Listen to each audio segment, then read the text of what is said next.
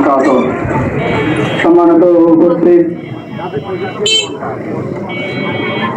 হাজারো লক্ষ নবী রাসূলদের পুণ্যভূমি ফিলিস্তিন, যেখানে মুসলমানদের পূর্বের কেবলা, সেই জায়গায় মুসলমানদের নরনারী শিশুদেরকে হত্যা করা হচ্ছে।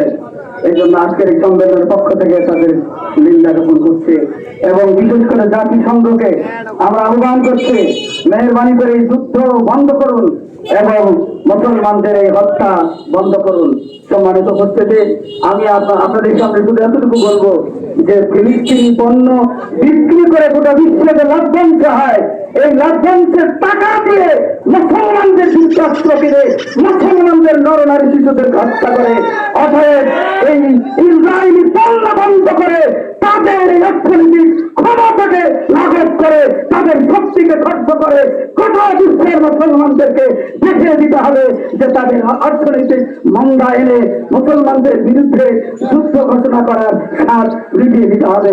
সম্মানিত উপস্থিতি, আমরা উদাত্ত আহ্বান জানাই, আসুন তাদের পণ্য বন্ধ করে দিয়ে তাদের অর্থনৈতিক শক্তিকে খর্ব করি। এই আশাবাদ ব্যক্ত করে আমার সংক্ষিপ্ত বক্তব্য শেষ করছি। আসসালামু আলাইকুম।